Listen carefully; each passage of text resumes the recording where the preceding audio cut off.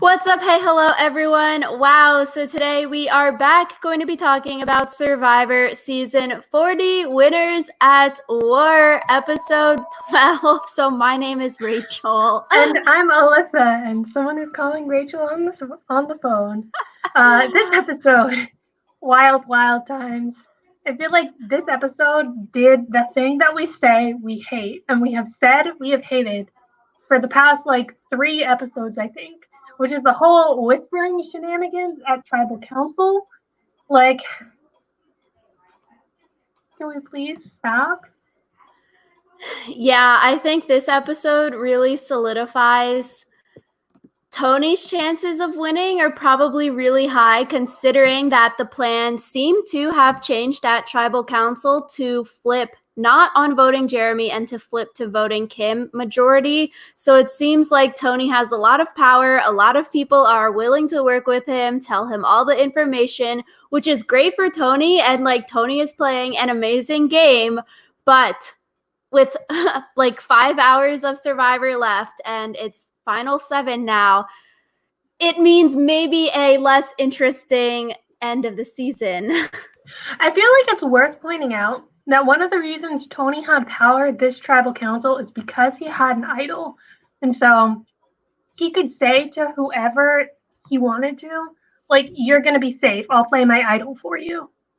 And I think that is like a kind of power that you get only when you have an advantage, which is not to say that like Tony is a worse player because he's using that leverage that he has. But I think that like I would not be keen on being like, oh, Tony is social game king now, just because he convinced people to flip.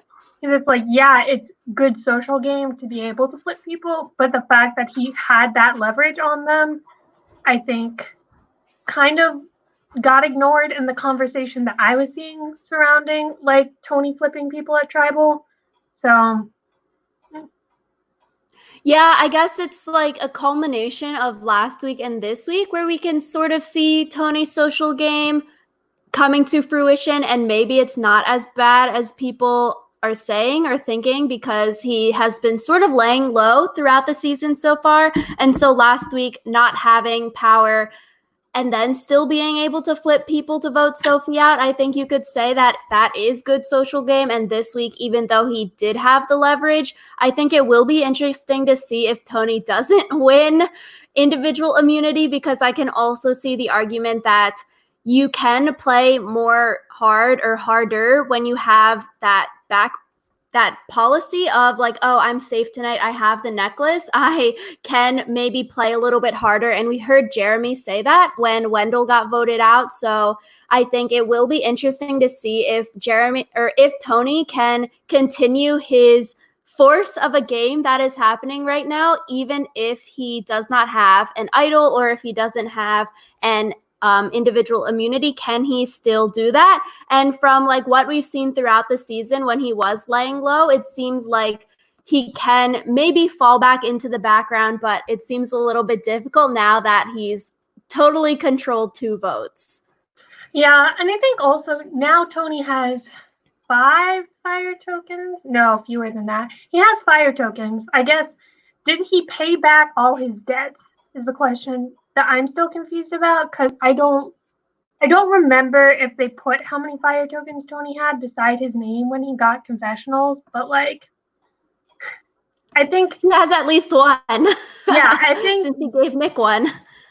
I think giving people fire tokens for winning immunity is kind of dumb, because it's like they then get double power where they're safe that vote, but then they also now have leverage for the next votes to make themselves safe if someone sells them an advantage. And like, I thought it would have been really interesting if instead of offering like peanut butter and cookies, Jeff offered everyone who stepped down a fire token. Because I feel like that's when you start getting into more like people might step down for that.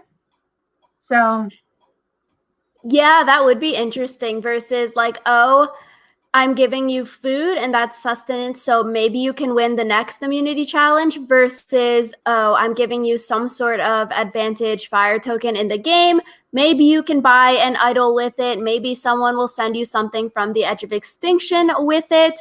It also seems like time is ticking for people getting sent stuff from the Edge of Extinction, because from what we've been seeing with the episodes so far, it seems like every other episode there's a clue on Edge to send something into the game that is positive. So Michelle's coin, last week it was a negative thing with the extortion advantage, and then this week there was no advantage going into the game from the Edge of Extinction.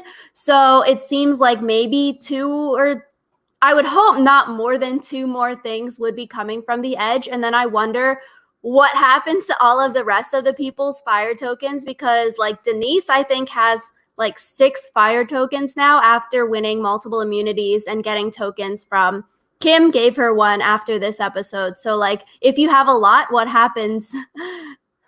Yeah, because it's like it's not their fault. People on the Edge aren't sending them things. So, yeah.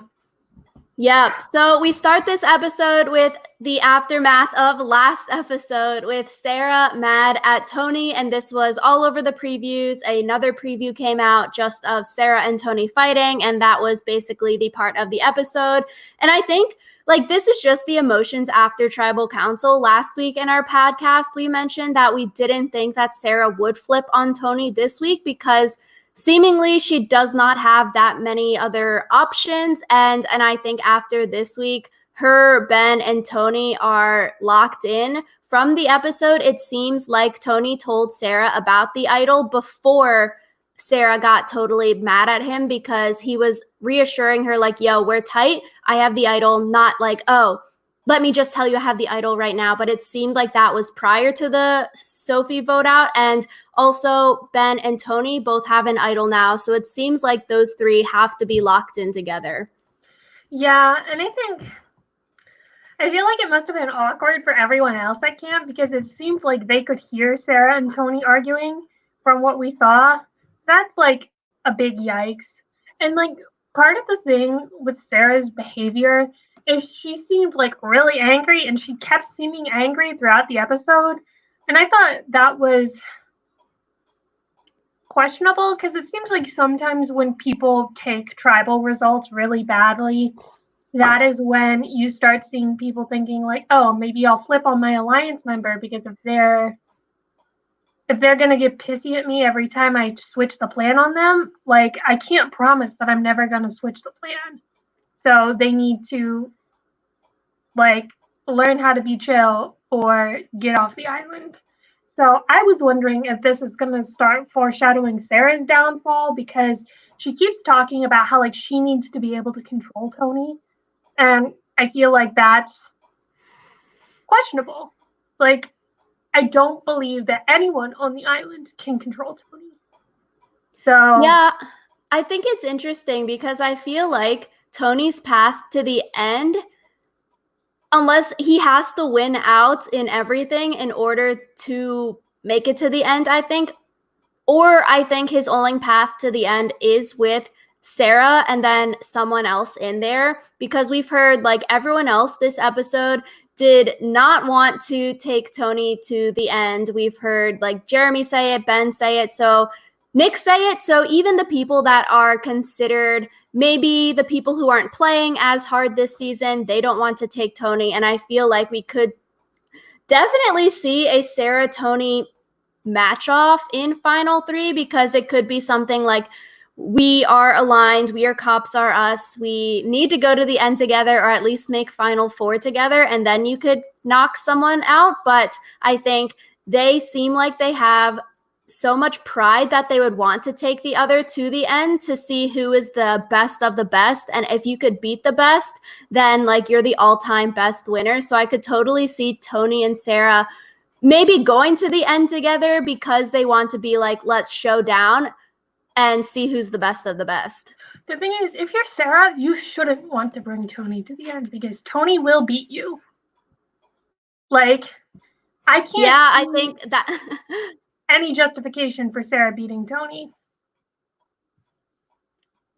Yeah, and I think we see that as viewers. It seems like Sarah thinks she's playing a better game than Tony because of like the comments last week at the fashion show of saying like Tony doesn't have a good social game. I'm playing really well this season. So it seems like that could be some justification that Sarah wants to go to the end with Tony to try to prove she's the best of the best kind of thing. So I think it's like lack of information on the players' parts that maybe Sarah doesn't realize that she'll lose to Tony at the end, but us as viewers can definitely see Tony as the front runner this season.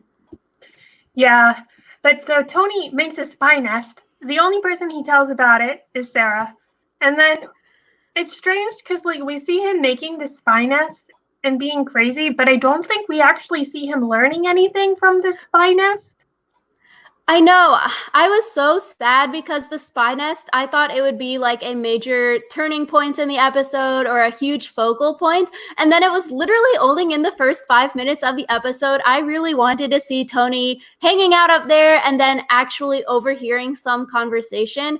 And maybe they added it to this episode because it's a setup for the future where Tony does hear some kind of crucial information from the spy nest. Like that is what I want to see. I think that would be such cool TV. Or maybe it's just like totally useless. It's just to continue the story arc of like all of his bunkers that he's been creating the 3 times he's been out there. But I think this scene definitely solidifies the Sarah and Tony relationship. Like, even though they fought, they are still super tight that he was willing to show her this, to work with her on this. And it's like Sarah made another cop metaphor. So seems like they are partners again.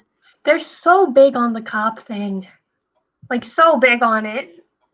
And they seem to be trying to draw Ben in on the cop thing too, where they're like, oh, the cops and the soldier, it'll be a great story. And I'm just like, and Jeremy and the firefighter. yeah, that was literally mentioned. It was so interesting. I feel like being proud about the fact that you're a cop maybe isn't the best thing to be doing in the current political climate, but like, you do you, Sarah. Yeah, so we also see this episode, Ben is mad at Jeremy. And a lot of people on the internet are giving Ben a lot of hate for being mad at Jeremy, but Ben does have legitimate reasoning. He says it in the episode that he does not want to work with Jeremy because Jeremy just blindsided him and Jeremy is a big jury threat. And then we also hear Jeremy say that Ben used to be his number one, like they used to be super close kind of thing. So like they have some kind of relationship, and I don't think you can give Ben hate for like having his reasoning. I think you can maybe critique Ben on the way he's handling his social game, and just totally alienating another player is not good, especially for jury votes. I think you may be able to critique him on that, but I think sending him like personalized threats or personalized hate over Twitter like is something that is not cool. Yeah, I think especially because Ben explained the reasoning behind why he was not talking to Jeremy. Like, I would be a little more inclined to be like, okay, maybe there's something here if we just saw Ben and Jeremy stop talking without any explanation as to why. But like the fact that Ben gives us this whole spiel about why he's not working with Jeremy anymore, I feel like people should be able to appreciate that like there are moves that people make in a game, and like I would say this is a bad move. I would say that totally not talking to someone is a bad move, especially when everyone is playing super hard, and it might be that next week Jeremy is the number that Ben needs. So yeah, I would say you can appreciate that it's a move and it's a bad move without calling Ben a bad person. Yeah, I agree. I think like it's definitely a separation of game versus real life. And I think you could definitely critique Ben on his social game here because, like we're saying, totally alienating someone is not good for your game, especially because I feel like the golden rule of Survivor is just say yes to everyone, talk to everyone, at least fake being friends with someone, but like totally giving them the silent treatment on a game where there's only 8 people and there's nowhere to hide is not a very good look considering you are trying to get this person's vote for $2 million at the end of the game. Yeah. So Ben and Jeremy, I feel like also like there is no reason at this moment for Ben to want to repair the relationship because he thought that Jeremy was going to be going home this week. And so it's like, yeah, again, that's bad jury management. But if you're looking at it from like Ben needing an ally or whatever, he doesn't need Jeremy. So yeah, so we see the Edge of Extinction. It is another challenge, like the log challenge. So the first 6 people get 2 tokens. And I don't know. I feel like I was on this scene because they posted the secret scenes after the episode, and there was a secret scene where Sophie, the day after, she's crying and people are consoling her. I feel like people would have maybe rather have seen that on the actual TV rather than people run back and forth for 3 hours. And it was just weird because I cringed every single time they were running over those wet rocks. Like someone was going to slip, crack their head open. I was just not having fun. It was so scary to watch. Yeah, it was scary to watch, especially knowing what happened to Ethan last time they did an endurance challenge like this. And especially after Rob cracked his elbow. And then you see people still like jumping over those rocks. And it's like, yeah. See, if I were them, I would have like not made it a race. And I would have been like, okay, there are 12 fire tokens at stake. There's 11 of us. We can each just have 1 fire token and call it a day. Yeah, and so I really did not understand why some people were sprinting because you only needed to get top 6. And so to be caring about, first, second, third place is sort of inconsequential in the grand scheme of things. But it seemed like a lot of people have a lot of pride, sort of like Boston Rob finishing the challenge, even though there was no monetary gain for him doing so. People were like legitimately sprinting just so they could say they were like number 1 or number 2 or number 3. But I don't know, it just seemed weird because there is no food on the edge. We see all of these people starving, so it doesn't make much sense to be sprinting and then wasting all of your energy rather than you could get 6 like Wendell and maybe go a little bit slower and save some of that energy for the next battle back challenge or something. So I felt like that was weird that people were sprinting so much. Like you're losing a lot of energy, I felt like. Like, I think maybe trying to get first might be good because you don't know if there's like a secret prize for winning first place. But like the difference between second and third, negligible. And I guess also you might be worried that like if you're like Danny and you're in 7th place, you might want to sprint a bit at the beginning so that you have a lead. But yeah, this whole challenge was just especially because we didn't really learn anything new from it.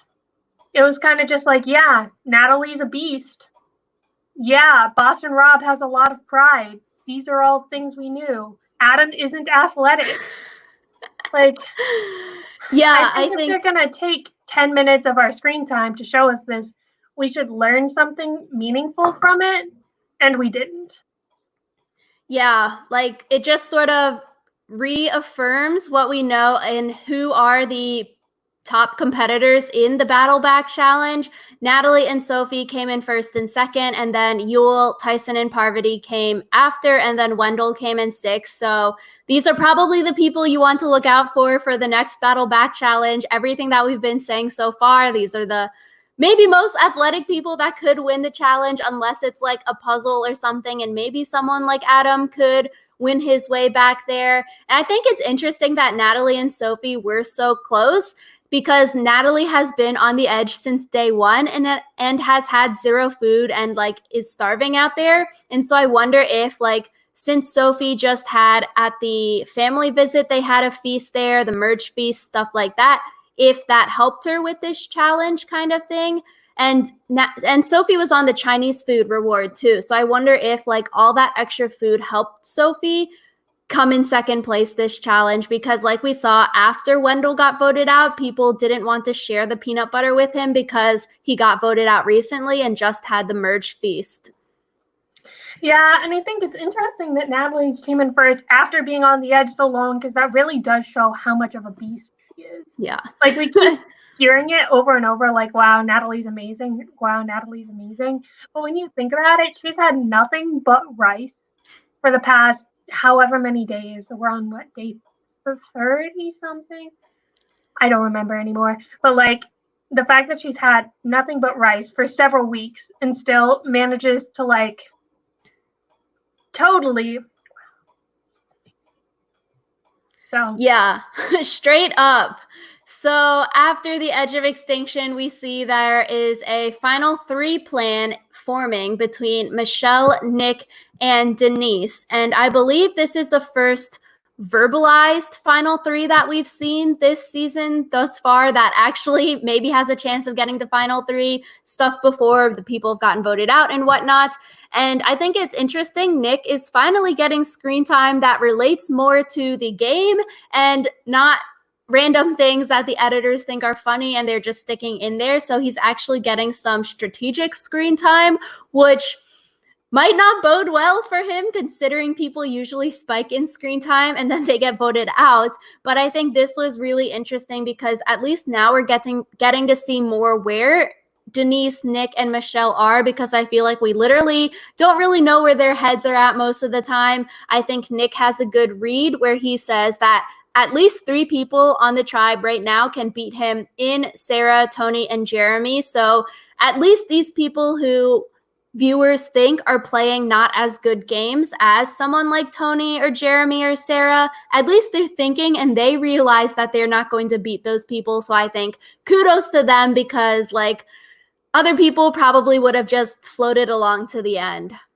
Yeah, I think it's interesting because it's like this final 3 makes sense in the sense that like I think all 3 of them could make an argument as to why they should win over the other 2.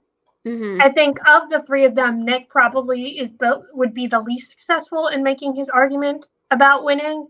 But like Denise can talk about voting out Sandra and being the Queen Slayer and like helping Kim and being in Kim's alliance. Michelle can talk about like what she did at the beginning of the game, I guess, and then also playing from the bottom. And yeah. Yeah, I think maybe you can put Ben in there, and then that 4 could be some kind of combination of a final 3, and then it sort of equals the playing field between the 4. But I think I don't think I can see Michelle, Nick, or Denise beating anyone who isn't Michelle, Nick, Denise, or Ben. So that would only be Sarah, Tony, and Jeremy left. So they have the right read that they can't beat those other 3. So I think you can put Ben in there and then make that a foursome and maybe try to get the like underlings to come together and then try to make something happen. But honestly, it seems like Ben thinks of himself as a big dog, and we've seen him in that Lions Alliance and not the Hyenas Alliance. I feel like we could see something similar sort of to like Dean last season, where he was saying that he wanted to vote out the Goat Alliance, but in reality at that point in time he was low-key part of the Goat Alliance, and I don't think I can see Ben realizing that he can't go to the end with Tony and Sarah and maybe not flipping on them. I mean, doesn't Ben say he doesn't want to go to the end with Tony? At least Tony, or I think Nick said that. I believe that Ben could beat Sarah. I also like, my thing with Jeremy is that he made a very big, very public blunder by using his safety without power, piecing out, and leaving his alliance out to dry. And like that did not look good to the jury.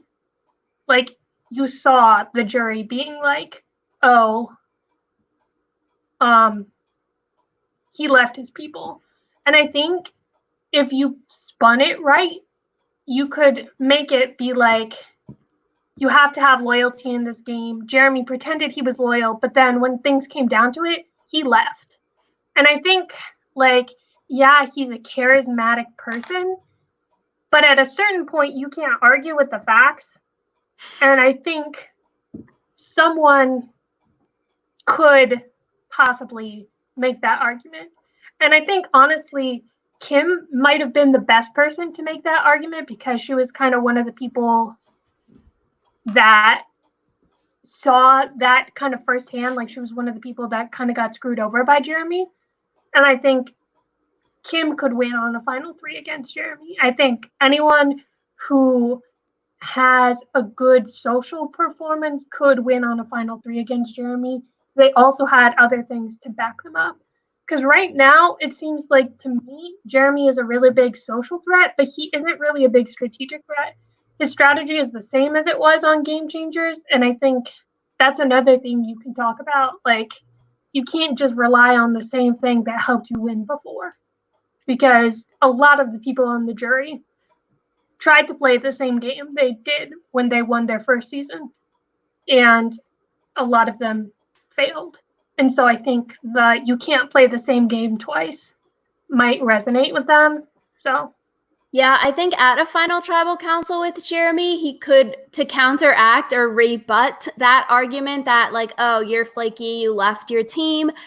It's like the whole $2 million thing. Like, my alliance is only myself. I only want to save myself. We see in Survivor so many times that alliances are so ever-changing. The lines aren't really drawn in the sand. So I could totally see him being able to rebut and saying that, like, you can't fault me for leaving you all because it is a game for $2 million. And I left you all and sucks for you, but I'm still here at the end. Not saying it like that, but saying it in a more eloquent, nicer way. I think the way I see the way where Jeremy's game is lacking if he is at a final tribal council is maybe next to Tony or someone who is controlling a lot of the votes, because for a lot of the recent votes ever since the merge, Jeremy has never been in charge of the vote, and he's been saved back-to-back tribal councils now, being saved by Tony and then voting out Sophie, and then being saved by Tony again, and then voting out Kim. Like, so I think he is not the person driving the boat, the ship, the car, the plane, whatever kind of analogy you want to stick in there. And I think someone could make that argument, like, Jeremy has not been controlling these votes. He is brought in on the numbers and he's been voting our way, because otherwise he would have been voted out. And I don't think you could say that, like, if Tony is sitting next to Jeremy, Tony could totally say that and be like, I brought Jeremy to the end. I told him how to vote every week. Like, it was my plan. I saved him for the past 2 weeks, X whatever, like, amount of time. So I think that's where Jeremy's game could fall through the cracks, no matter how good his social game is. Like, he's been in the majority, but not controlling the vote. So if he's sitting with someone who is controlling the vote, I think that's the argument you can make against Jeremy. yeah, I think in response to the whole, like, loyalty to your alliance thing, people expect backstabbers, but I think if you're a person who makes loyalty like a part of your brand, the way that Jeremy has made, like, loyalty and a good social game part of his brand as a Survivor player, like, that's when it starts getting sticky. Like, you see in Millennials versus Gen X, Ken was, like, known for being the loyal guy, and then he backstabbed David, and then that led him to get 0 votes at Final Tribal because he went against his brand as a Survivor player. So yeah, so moving along, in typical Ben fashion, he finds a hidden immunity idol. So technically his first one this season. It was weird that it flashed back to Denise finding her idol earlier this season. I was like, okay, I'm not sure if people necessarily forgot that, but thanks for putting that in there, Survivor. So Ben finds his idol and he tries to hide it when Tony is like 2 feet away, because he says he doesn't fully trust Tony right now. And I just thought this scene was really funny because the way that they edited their confessionals together was like them sort of bickering, sort of fighting, but it was like a playful manner. Like, why the heck would you hide it? I was literally standing right next to you. yeah, and I think if I was Ben, I would have pulled the, oh, I'm used to being on the bottom thing, because it's like when he found his alliance in HHH, it was because he had to. or when he found his idols in HHH, it was because he had to find idols in order to stay in the game. And I think that would have been a really easy way to smooth things over with Tony. Just be like, sorry, I'm used to having to find these and immediately play them. But yeah, and this was just weird. Like, it makes sense. Ben says that he needs to decide whether he wants to work with Tony or Kim. And so, as we saw the episode play out, he chooses Tony for this one, which we'll talk about when we talk about the whole tribal council shenanigans. But the ending of this segment was just weird. Ben picks Tony up like a baby and then runs away with him. It was just weird. yeah, but this means that the Ben, Tony, Sarah alliance now has 2 idols. So if Tony continues his immunity streak and like Ben and their alliance ends up in trouble, they're fine. They can just like 3 amigos it. So yeah, they don't really need Nick in their alliance, and that seemed like something that was maybe a sticky situation this episode because they were thinking with Kim's plan to vote out Tony, like everyone was talking and they all seemed on board. They were saying that if they voted out Jeremy this week, that the other side would have the majority. And so even if now like Jeremy, Nick, Denise, and Michelle band together and then try to vote out one of the threesome next week, they have 2 idols, so they could totally just stick their way to the end and idol everyone out, sort of like Ben did in his first season, because there's not a lot of them that they just need to either win immunity for this next week, just 2 votes they need to get the majority again, and then they're golden. yeah, so I'm going to jump forward to the immunity challenge for a sec. I'm really not liking the whole both a man and woman get immunity thing, because it takes the amount of people who can be voted out down, which I don't like, especially when there are already so many advantages floating around in the game.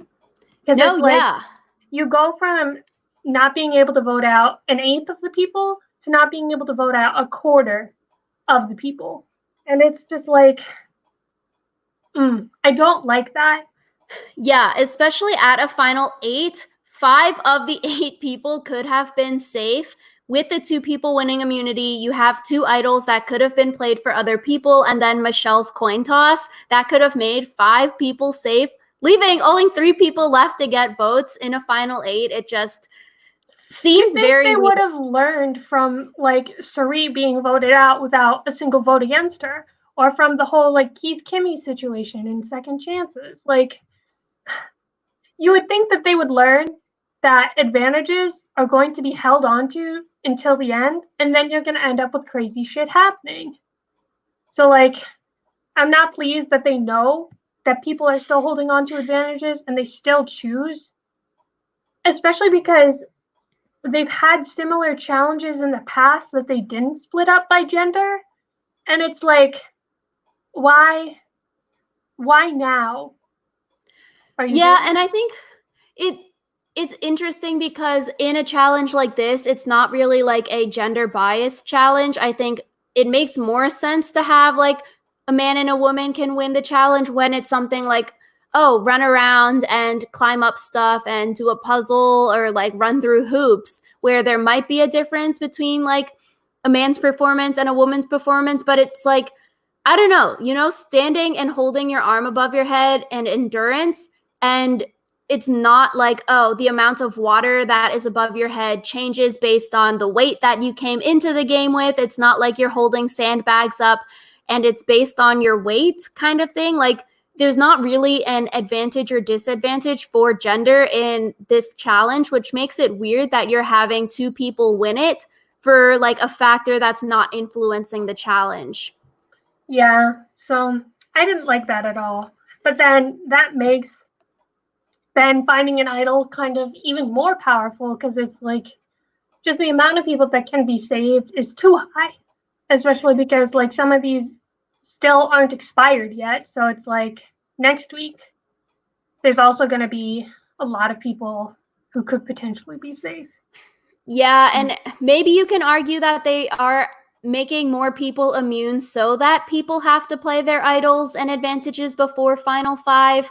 But I think like adding another immunity to win doesn't seem like the correct way to get people to burn out their advantages, because like we saw last week, even though Sophie had something, she didn't play it. I think we could totally go back to the old school Survivor and stop adding so many confounding variables that change up the game, because like last week was such a good episode because it was just social manipulation, social play. We fooled you and you got voted out with an idol in your pocket, rather than trying to make the number of people who can go home so small that it forces everyone else to play their advantage in order to be safe. It just seems like a really roundabout way in order to get people to flush their advantages so you don't have an advantage get in at Final Five, Final Six kind of thing.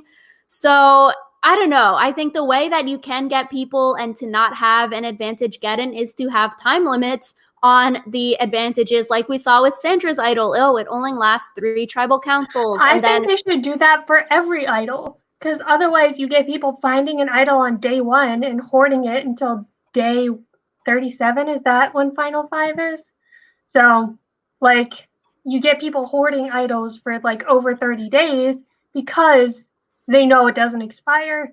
And I think also that would help people not tell as many people about their idols, because it's like if you find an idol and you know when it expires, you also know when it goes back into the game to be found again. And it's like when Sophie said like, oh, voted out with an idol in my pocket, everyone knew then her idol was going to be rehidden, which is why Ben and Tony were looking. So it's like controlling the information more, you know? yeah. And so it seems like a main character on this season of Survivor is peanut butter. It is literally everywhere. It's like Mark the Chicken. Sia is going to give her money to peanut butter because it is feeding everyone, it is fueling everyone, and literally it gets more airtime than some people this season. So Jeff Probst entices people to step down from the challenge, and Kim, Michelle, and Nick drop. And so it seems like after the fact, Kim was saying that she was already like tipping or falling off. So that's why she stepped down in order to get the food, because rather step down with food than step down and not get food because you didn't verbalize it and you just fell. And I think with those 3 stepping down, it shows how close Nick is with Tony, because Nick is willing to give Tony individual immunity for a fire token. So I think at least Nick is smart and he bartered something for stepping down and he got something out of it. But I think the Nick-Tony relationship, like we said last week, is a lot stronger, or they're a lot closer than we know as a viewer, because they seem very close. I thought that was strange though, because Nick seemed to be on board to vote out Tony. And I think he said later in the episode, like, oh, I was going to fall anyway, might as well get a fire token out of it. So it's like, I'm very confused as to what the story is. Like, did Nick want to vote out Tony and decide that he was going to throw everyone else under the bus for a fire token? Was he really about to fall and just wanted to get a fire token for second place? Like, I don't know. Because it seemed to me like Kim had this plan to vote out Tony, and everyone who they told was on board. And I think they told everyone except for Tony, Sarah, Ben. So. Yeah, like Ben was on board too, because then we see Ben telling Tony about the plan, but it seems like at the immunity challenge, we really don't know, but it seems like Nick did step down because he was going to fall, and then might as well barter something and get something out for stepping down. And then at that point in time, he's probably thinking like, oh, yeah, I did want to vote Tony out. That is a solid plan, but whoopsie. Tony won immunity, so I'm not going to dwell over it too Nick much, really. Is such a bad liar, too. Can we talk about that for a sec? Yeah, I think Nick probably wants to vote Tony out at some point in time, because Nick realizes that Tony is going to win at the end. So he's like, okay, I'll put this plan on the back burner. Tony approaches him after Ben tells Tony the plan, which also shows how close Ben and Tony are. And then Nick just like stands there like, I didn't say anything. I don't know what you're talking about. How did this man win a game of Survivor when he literally can't tell a single lie?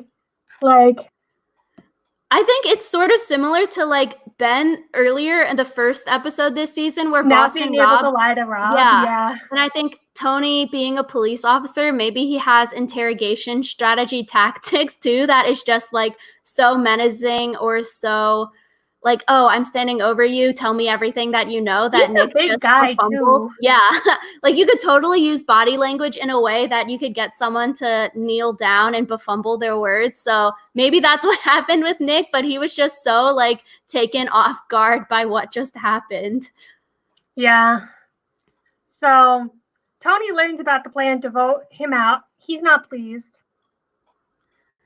And then you go. No, you can go. I was going to say, Ben is super, super into the idea of voting out Jeremy because, like we talked about earlier, he has this whole thing against Jeremy. He thinks that Jeremy can beat him at Final 3. And so he's like, cool, we can vote out Jeremy. And Tony is super not having it. Yeah, we see right after the immunity challenge, everyone is sort of sitting on the shelter or somewhere near there saying, okay, Kim's plan, we're putting it on the back burner. Let's vote out Jeremy now. Easy peasy, lemon squeezy. Ben wants that. Nick says that he's going to vote for Jeremy because he wants to show Ben that he is loyal to Ben.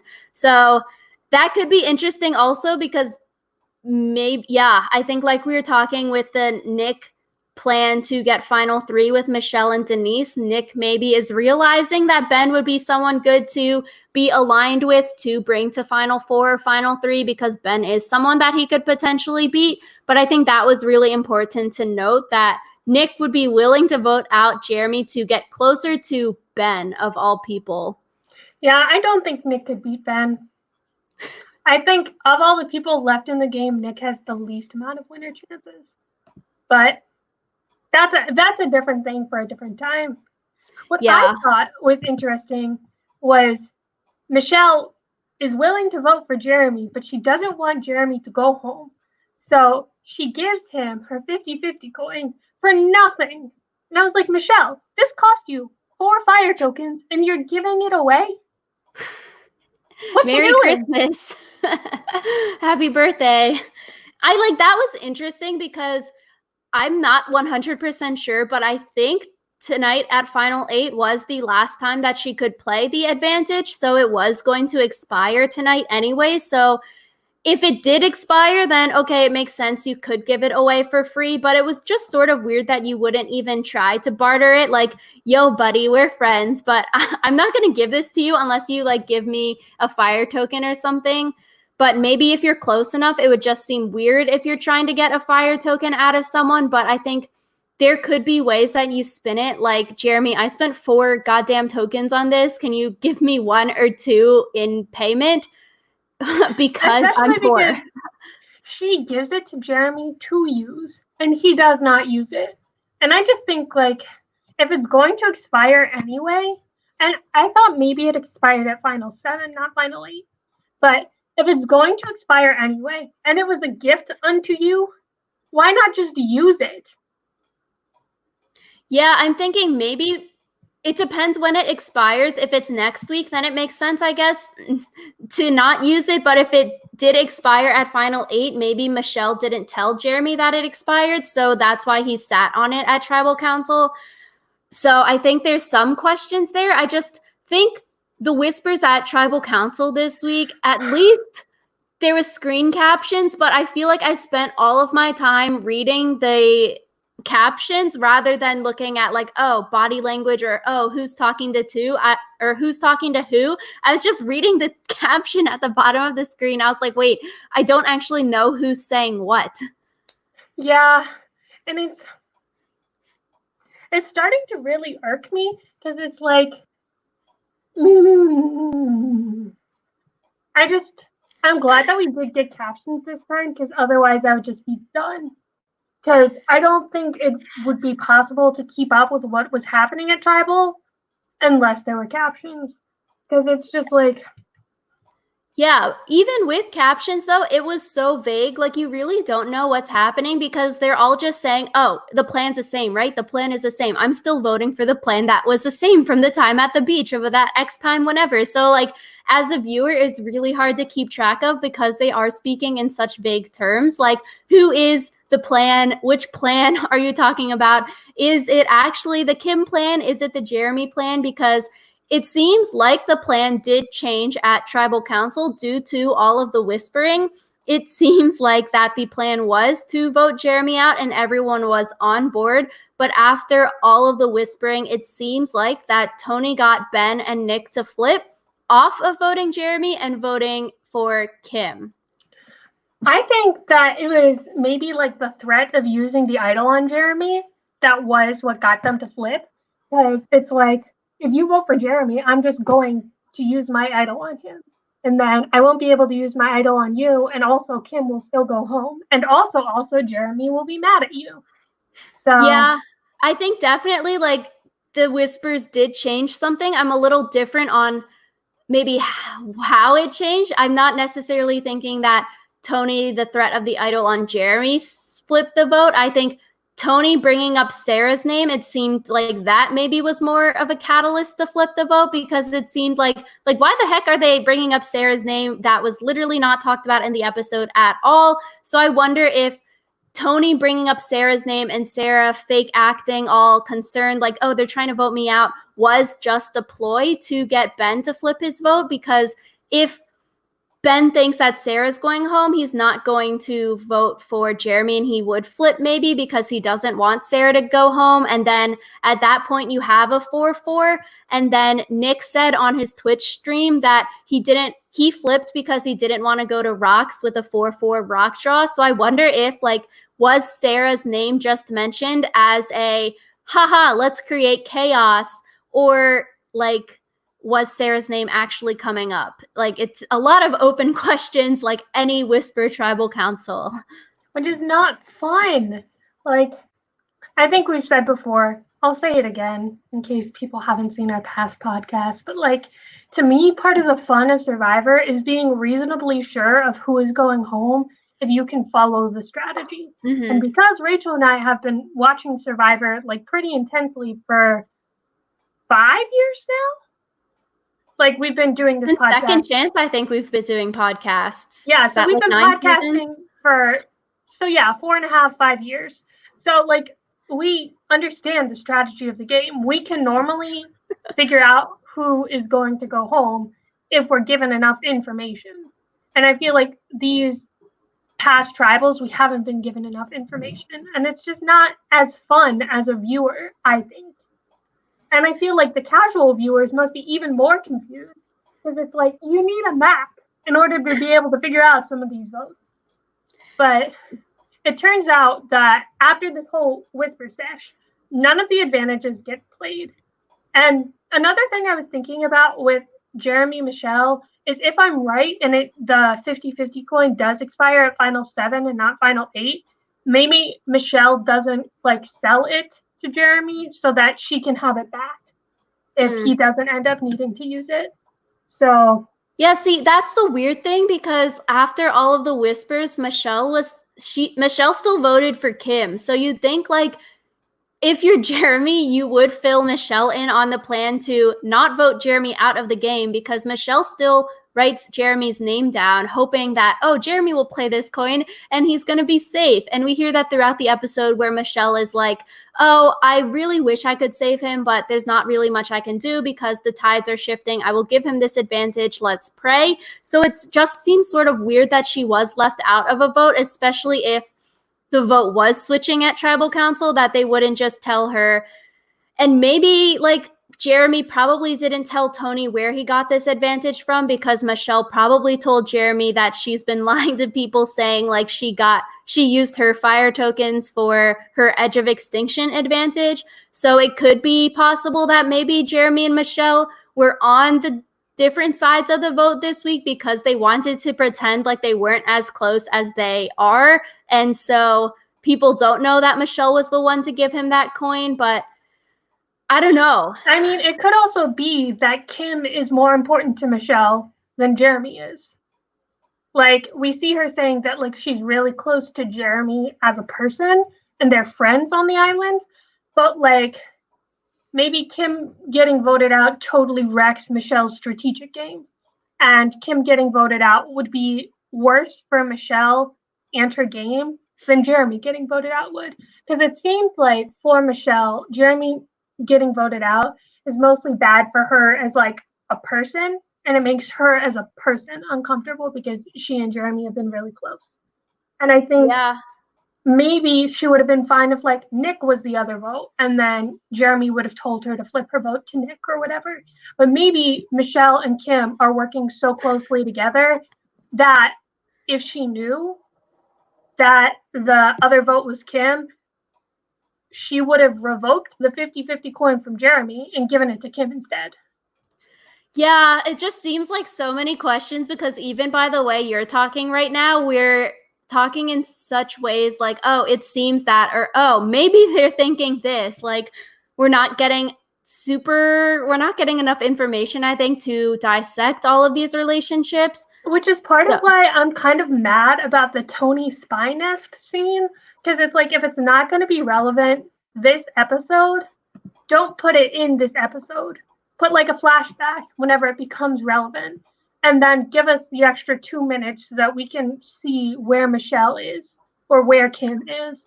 Just because, like, I understand that you can't give everyone equal screen time, but like, it seems really important that Michelle still voted for Jeremy, even when she didn't want Jeremy to go home. You know? It was like the same exact thing, the Michelle on the Tyson vote. Like, how the heck did she vote Tyson? Michelle is just a ghost. We don't hear anything of why she's voting which way and whatnot. And it's a lot of questions there. So I think it was interesting that nobody did play their advantages. We see Tony say, Jeff, stop. I've got something. He's like, Sarah, do you feel safe? Sarah stands up, and it seemed like doing that, she was scanning everyone's faces to see if they would react like, oh crap, or if they would be like, haha, totally fine, eye contact. And then so she sits down, no idol. Tony is no idol. And then Jeremy is torn up whether he should play it or he should not play it. And he's sort of seemingly very torn up about it. But then Tony is like, if you voted the way that I told you to, then we should be good. Then Jeremy does not play the 50-50 coin. I think this is really weird, especially considering Sophie just got voted out with an idol in her pocket. But, like, it turned out well for the everyone in possession of advantages should not have played their advantage this time, so. Yeah, I guess a good read.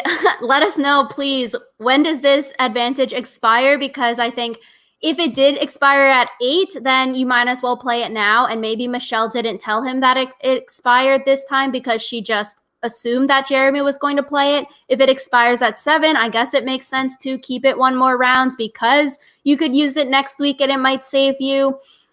But I think this really goes to show, we see Boss and Rob say Tony's a boss. After the votes happen, then Tony leans over to Ben and says, good job, Ben. So Tony has like somehow intimidated, somehow brainwashed all of these people to flip their votes and to vote the way that he wanted to get.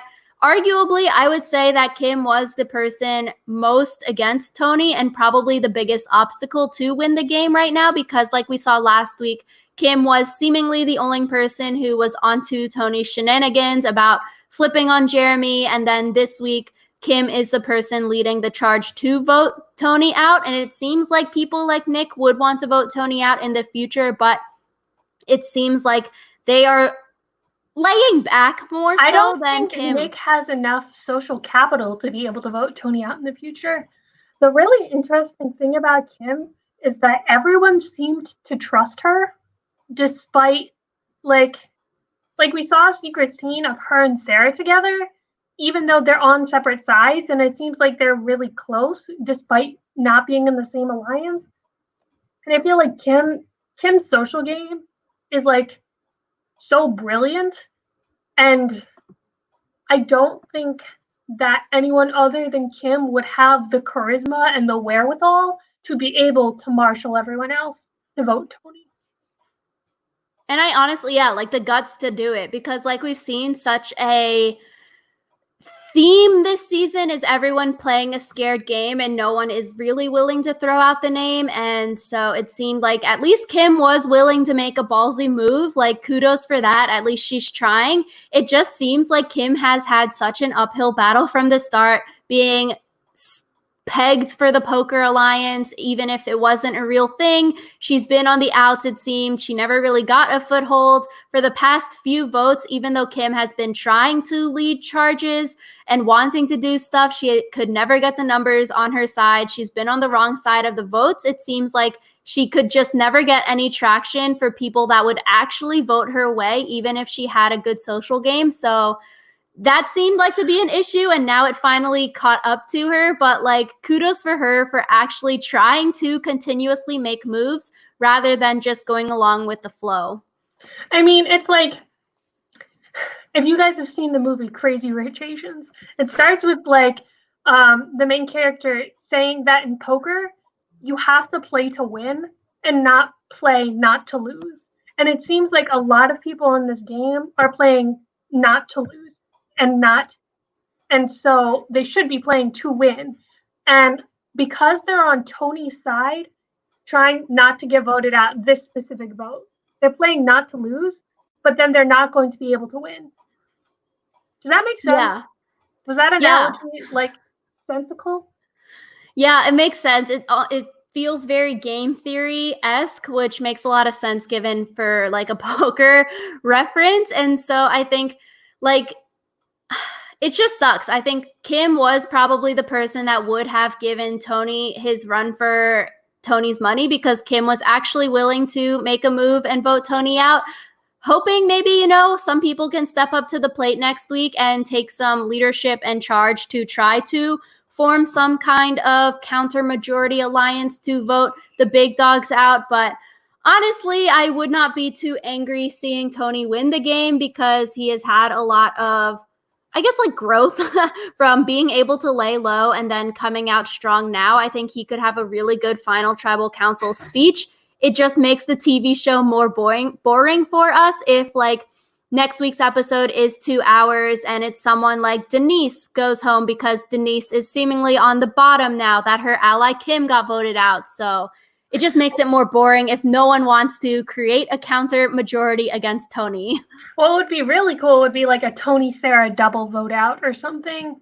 Because a lot of times with the 2-hour episodes, they try to like put episodes together that make sense story-wise. Mm-hmm. So I feel like whatever 2 vote outs we get are going to be connected story-wise, and maybe it'll be Tony Sarah. Probably not though, but yeah, honestly, Kim going home, I really feel like it cements, like we said at the beginning of this podcast, it cements the Cops Are Us plus Ben plus Jeremy maybe alliance. Maybe you throw Nick in there and that could be some kind of 5.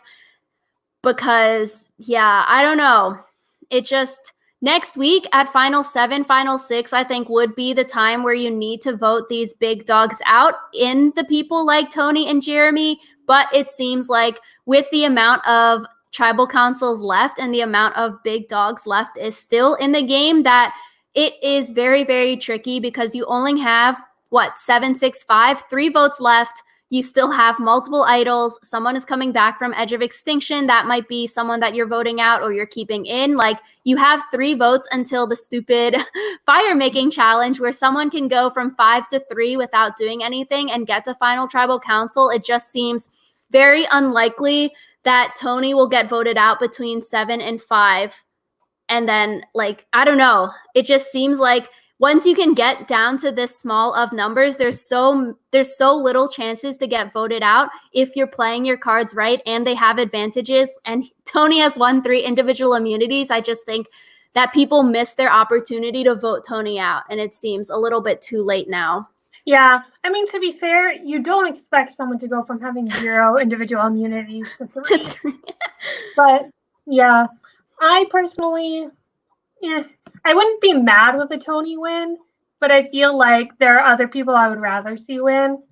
So I guess we'll have to see. Yeah, so I think it will be very interesting next week with a penultimate episode of Survivor where we will go down to a final 5, right, for the Final finale, 6, and then because if someone comes back, I yeah, guess it like depends on when they do Edge. If they do Edge earlier, like they should, then it'll be back up to 8 and then vote out 7-6. So yeah, but if Edge is at the finale episode, which personally not a fan of, then it'll go to 5 next week and then back up to 6 at the start of the finale episode, back down to 3, which I really wish they would bring in the Edge person at final 8. Like, so next week, final 7 to make it a final 8, because then at least you have like 7 days left of playing rather than like 4. Yeah, and I think also having the Edge person come back at final 8 would actually change the course of the game. Like, I feel like if you bring the Edge person back at 6, then they can't really change anything. Like, it seems like the fate of the game has already been solidified mostly. And I feel like Chris Underwood was the exception and not the rule. And the only reason he did so well was because everyone left was a mess. So yeah, and it's the argument. Chris got to hang out with the jury. The jury knows, and they probably talked about who was potentially going to win the game. That's why when Chris comes back, he targets Victoria, stuff like that. And so you just have a lot of information that people in the game don't have. And so it's sort of seems like an unfair advantage because the person coming back in knows where everyone's minds are at on the jury. Like, oh, yeah, I can take Ben to the end because everyone on the Edge said that they hate Ben, kind of thing, or like wouldn't vote for Ben. And so that's the name of the game. That's what you got to deal with. But it just seems with the amount of information the Edge person can bring into the game is a lot, and that could be detrimental to the people who are playing those under a radar games, like Victoria, who didn't really have a target, but once Chris comes back in, is targeting her because everyone on the Edge likes her so much. yeah. So let us know in the comments down below, what do you think about Whisper Tribals? Were you disappointed to see Kim go? What were your thoughts about this episode that we didn't talk about at all? And we'll see you guys next week for another podcast.